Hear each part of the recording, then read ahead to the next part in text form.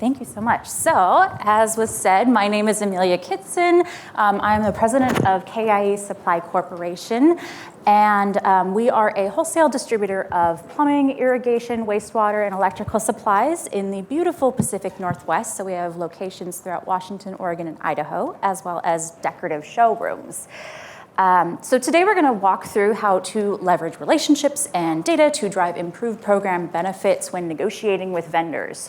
Super sexy sounding, right? But don't worry, we're going to break it down into several much more manageable bite-sized pieces.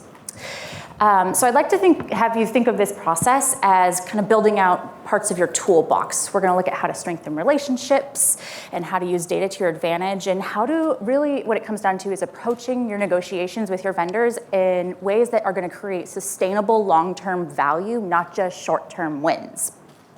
And then by the end of the session, hopefully you'll be able to walk away with a set of practical strategies that you can start using immediately, no matter the size of your business or buying power. One thing that I do like to point out is I am not the 10,000-pound gorilla in the room when it comes to negotiating with my vendors, right? I don't have the volume that some of these nationals or multinationals have to throw around. And so instead, I have to prioritize different pieces in our relationship and leverage them to make a beneficial win-win situation. I do love showing this picture. It is something that helps people understand who we are as a company, right, for two things. One, you see the multi-generational aspect here. This is my father and grandfather in the early 1960s in what is now our corporate office. And two, I love showing my father mopping the floors. Just like me, he came up from the bottom of the business. He put me to work working in the 100-degree warehouses in the summertime stocking product. And I was cross-trained throughout the business just like he was. And that really has shaped how we approach our vendor relationships. So let's see, forward here. For me, relationships with our vendors are extremely personal, right? Negotiations really can't come down to just pricing or terms. They're much more about alignment. So when I sit down from across my vendors, I am not looking for a one-off transaction. I make it very clear from the get-go that I am looking for a partner who's going to share our long-term vision, our values, and our commitment to growing together.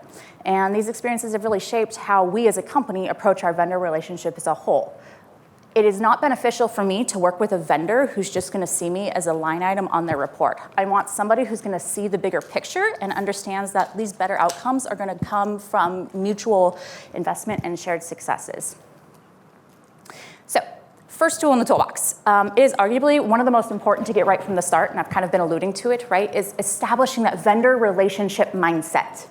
In today's business environment, the most successful relationships are not going to be built on pricing alone, right? Not beneficial to be a line item on a report to my vendors. They are built on partnerships. And when your success becomes your vendor's success, that is when real partnerships are going to form. But it really takes a mindset shift away from the far more, we'll call it old school, traditional ways, right, of doing business. Vendors are not just suppliers, and they most certainly are not our adversaries. They have to be thought of as strategic partners. And I go back to, right, companies like ours, where I am not the 1,000-pound gorilla. I have to go beyond just the volume to leverage and drive advantages within our relationship. Some of the key elements to prioritize when negotiating with your vendors, right? There are three of them. The first is to preparation and to know your value. Specifically, being able to articulate that when working with your vendors. The better that you know your value and can show it, not just tell it, right, in the forms of data, that is when you can leverage that volume and your payment and other pieces to move forward in the relationship with your market.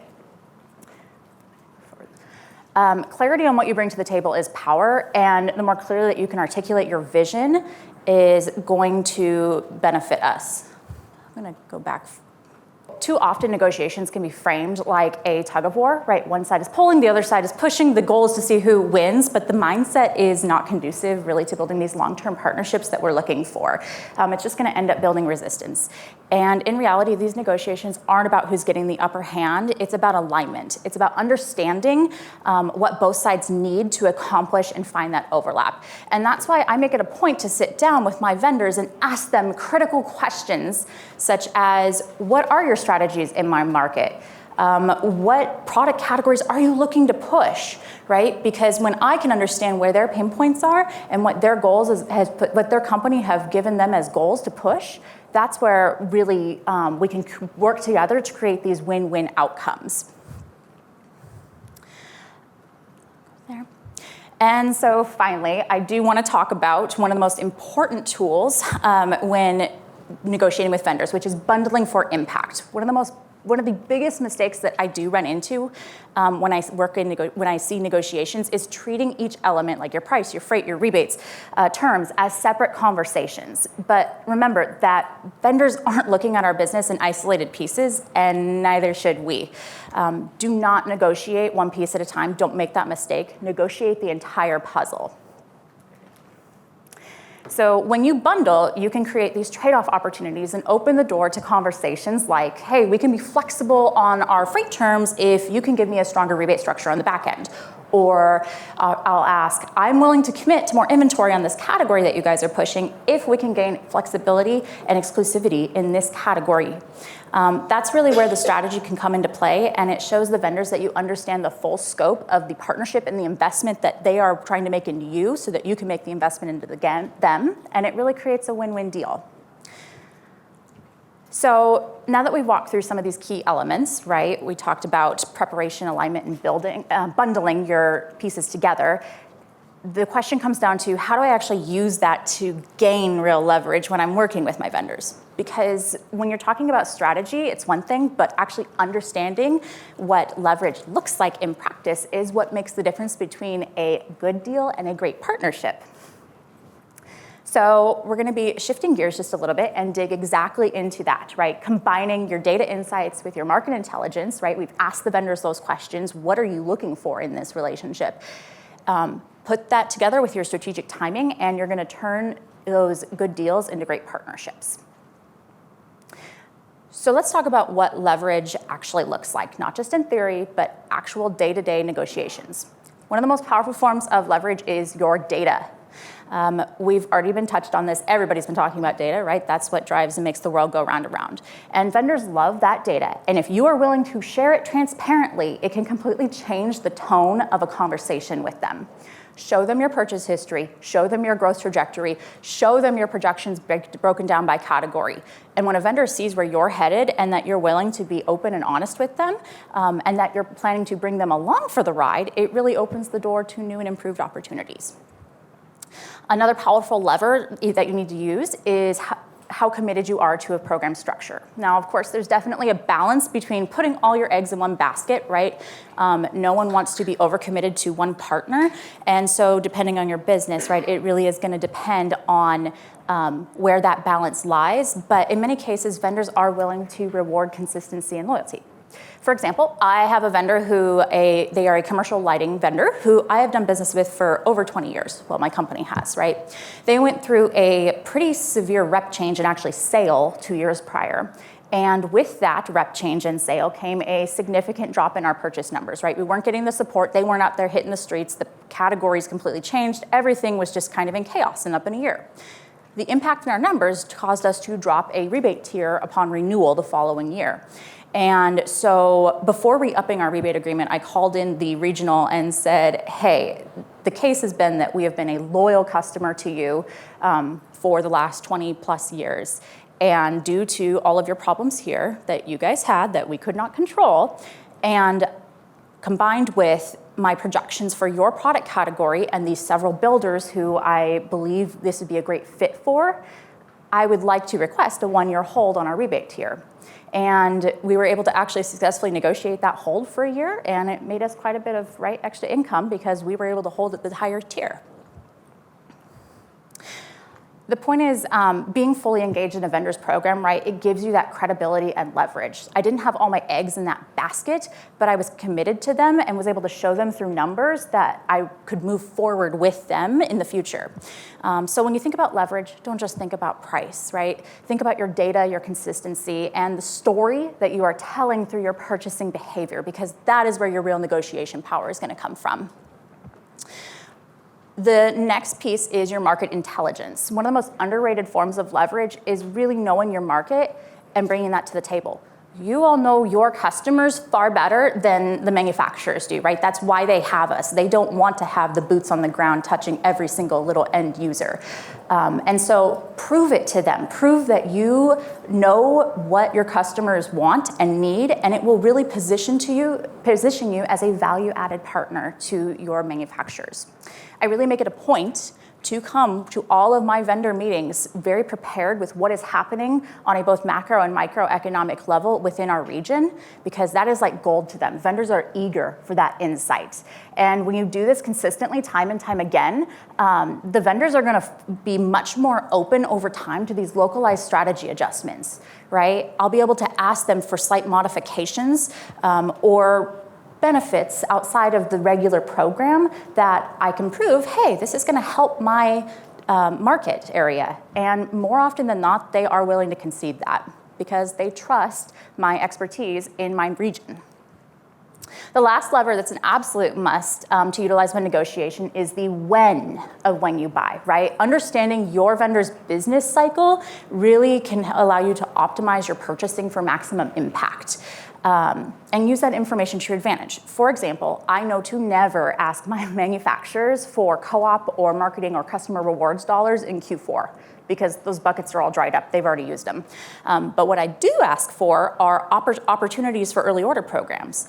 Hey, I can give you guys what volume you may need to hit your Q4 numbers for the year, and in return, I would like extended payment terms. We've been able to successfully negotiate up to 180 days of extended payment terms on some of these early order or EOP programs out there.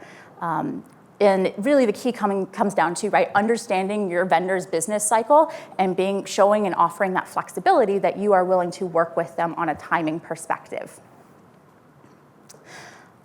So remember, leverage is not always about scale. You do not have to be the 10,000-pound gorilla. It's really more about your insight and your alignment and your timing, your execution, and your willingness to position yourself as a win-win partner with your vendors.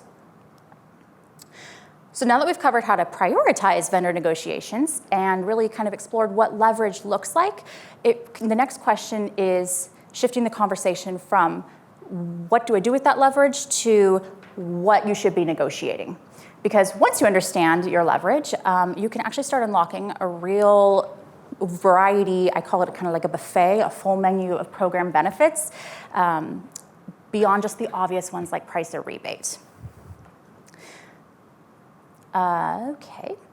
The key really comes to utilizing these strategically, right? And bundling for bigger impact.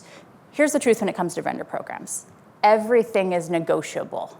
There's nothing off the table. The key is to really stop thinking about their programs that they give you in fixed terms. Don't let them just hand you a piece of paper and think that this is it, this is the program, right? You have to start viewing other pieces outside the box as things that you can strategically assemble to drive more value. Instead of negotiating one benefit like price or rebate tiers, bundle those benefits together. Look to pair your co-op dollars maybe with your freight terms, or tie your marketing support to potential inventory commitments.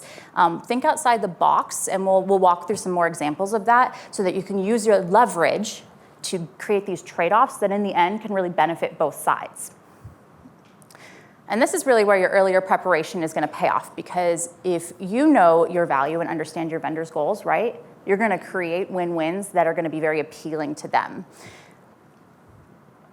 Okay, so let's take a look at this full menu of negotiable program benefits, because again, price is just the beginning. Let's go beyond price. I like to break it down in my company into 3 different categories. We have our revenue enhancers, our cost savers, and our strategic perks. And really, I find that when you pick pieces from each of these buckets and bundle them together, not just the same bucket, but different buckets, they play off really well from each other, and they generally hit different funds within the vendors, and so you're not making a huge ask to pull everything from one, say, price category or budget category for them, right? So we're just going to quickly walk through these. Revenue enhancers. When it comes to revenue enhancers, obviously you have your rebates, right, and pricing. But think beyond your standard rebate, volume rebates, and come prepared to ask things like, are there new product introduction bonuses? You're asking me to take on stock I need a little something on the, extra to go with that. Or maybe some short-term spiffs to give my team extra motivation to move that product so that I'm not gonna end up sitting on it. These can all come out of, again, different expense buckets to the vendor and still drive your ROI while supporting their growth goals. The next is cost savers, and these obviously add up to real cash value, especially in an environment where where costs are really anything but predictable.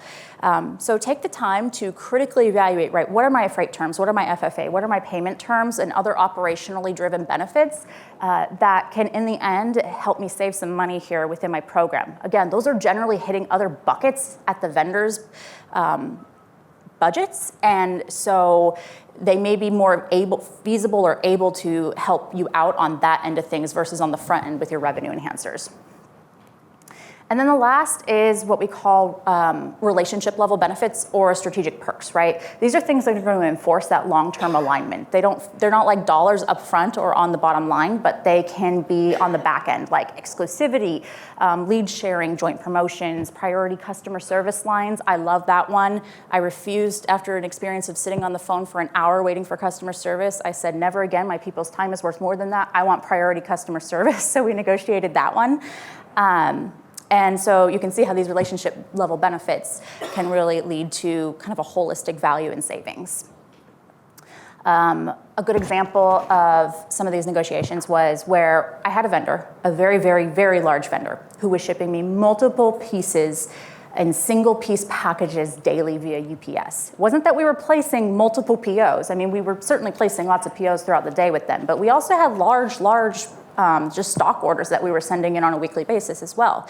But for some reason, they were set up in a way where they were shipping us just single piece packages. And it was extremely expensive on my team to receive, right? I'm paying multiple people to receive each of these items and go in and do what they need to do to process them and get them into our inventory in our DC. So I approached our regional and said, this is ridiculous. I know that it's costing me a fortune, and it's got to be costing you a fortune to ship all of these. And so together we sat down and we crafted a proposal. I offered to modify our freight terms if they would implement a weekly hold for release process on the POs and for basically anything coming into our DC.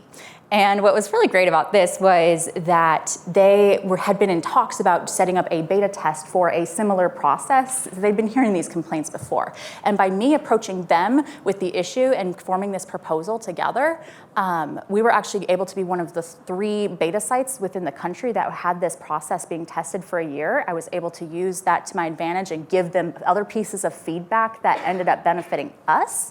And I'm sure benefited other people, but we got to take advantage of it before everybody else did.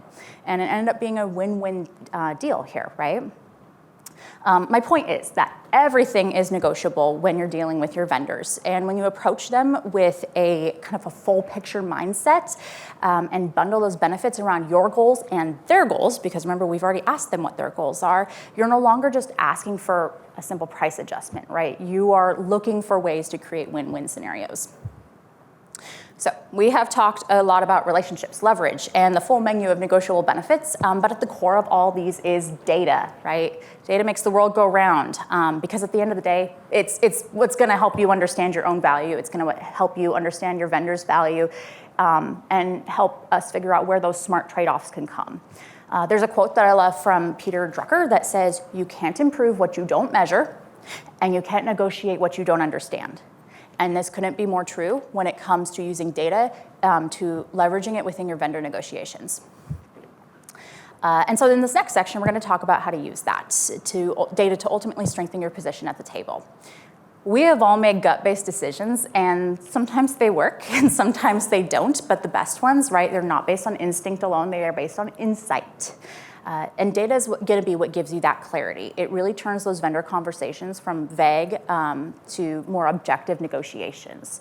And when I come to the table with real numbers, it's going to come down to completely changing the dynamic. I am no longer just telling them, I am showing them. I turn my computer around, I am showing them the graphs that I'm looking at so we can look at it together, and it really helps to solidify the partnership that I'm offering, and it allows me to proactively drive the terms of the relationship. So of course, it's important to track a wide range of KPIs. Everybody's got that built into their systems. Enable does a fantastic job of this. But at the end of the day, remember, it's not about just collecting the data. It's about how we're going to use it.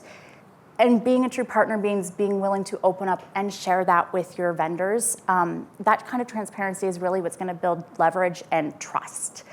Now, I understand that there is a total natural hesitation to keep that information close to the chest. I ran into that with my father, right? He is from obviously a very different generation. And when he was president of the company, the idea of sharing our numbers or any kind of data at all with our vendors was absolutely unthinkable.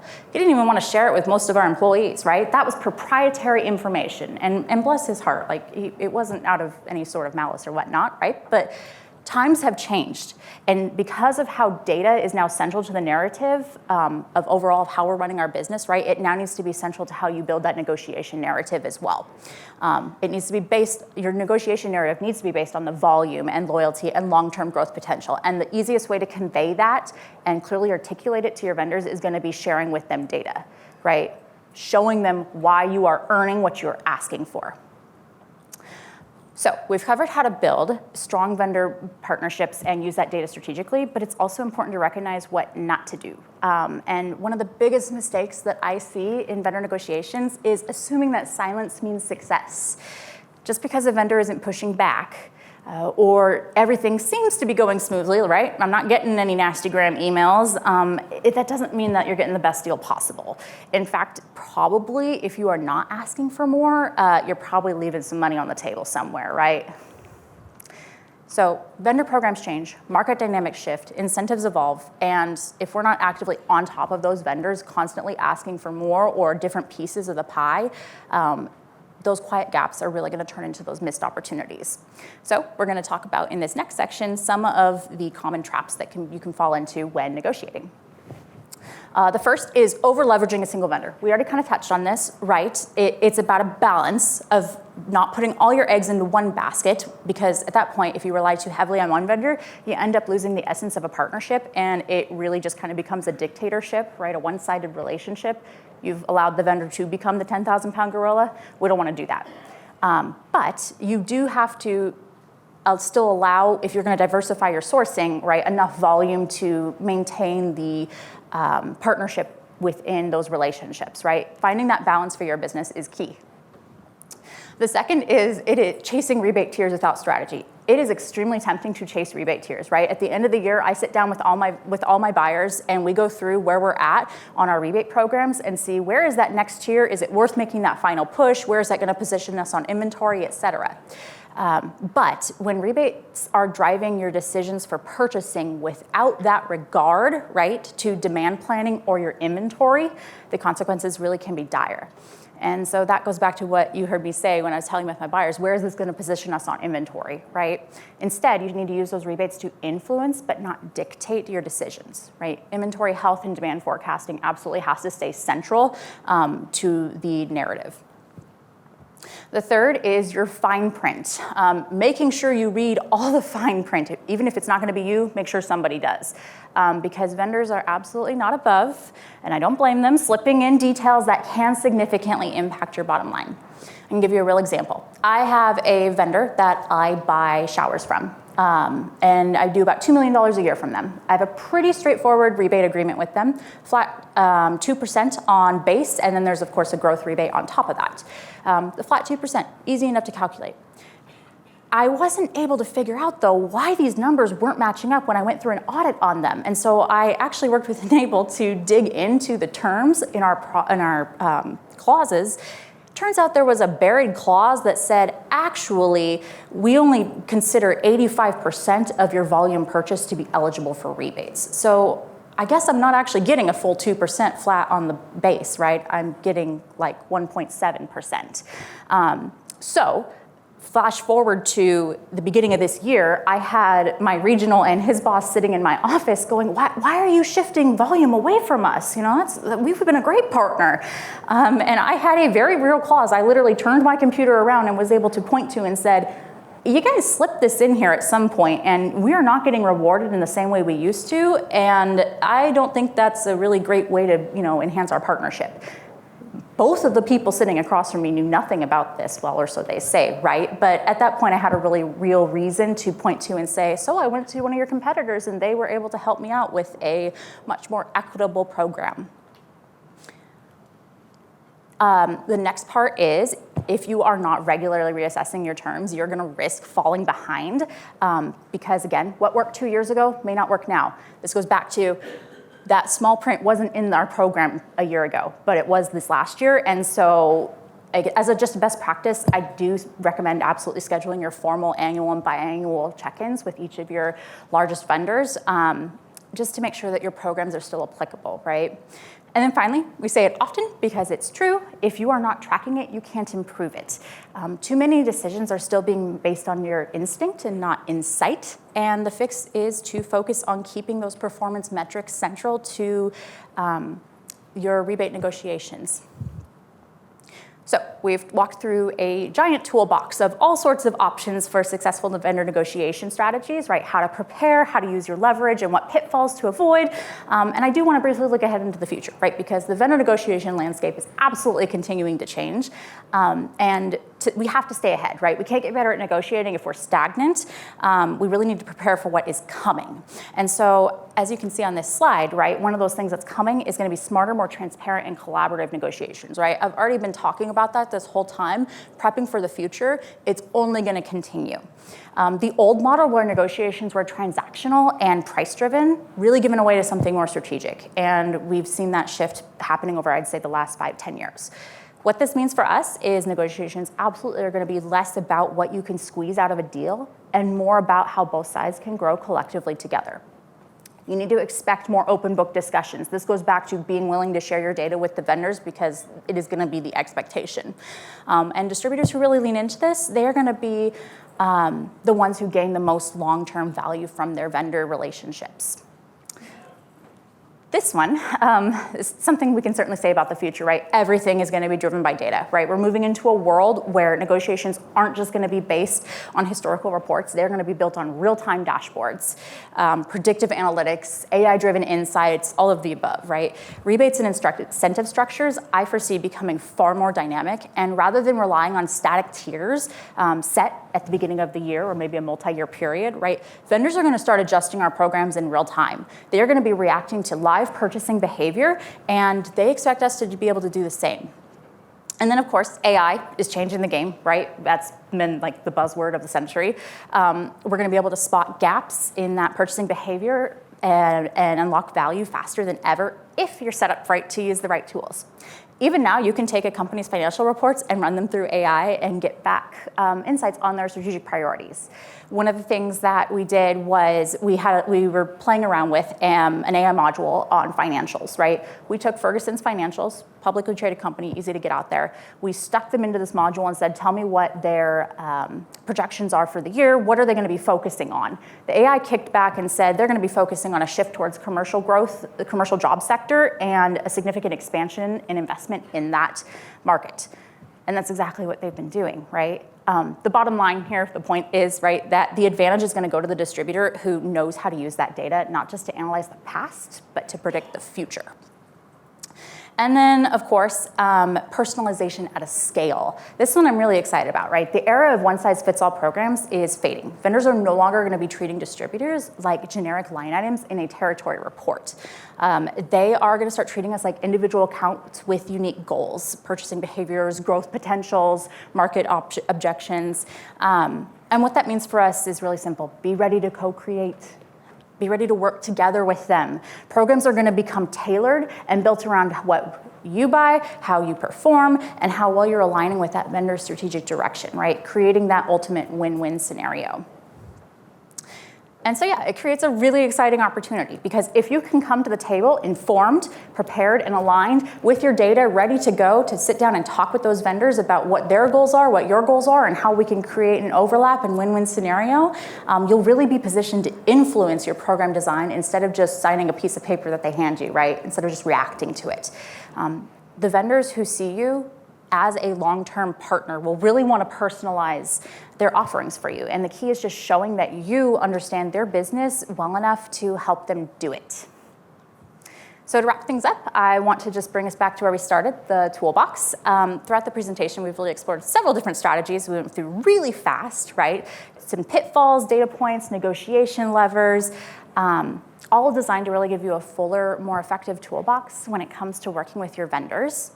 But if nothing else sticks, I do want to leave you with just a few final tools. If anything, just walk out of here with these ideas in your mind, right?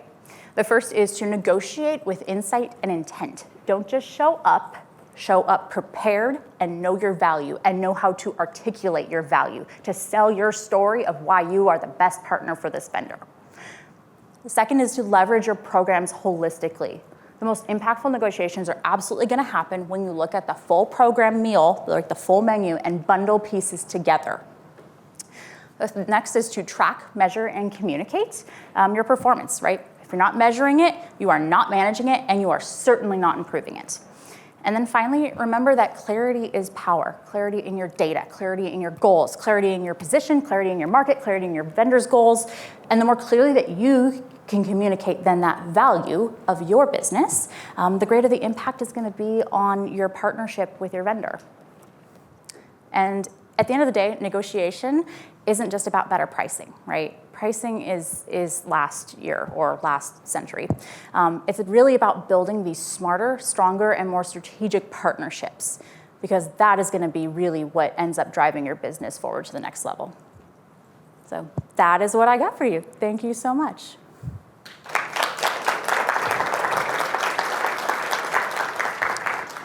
Questions, comments, concerns, thoughts? We all want to go eat lunch. Yeah. Easy enough.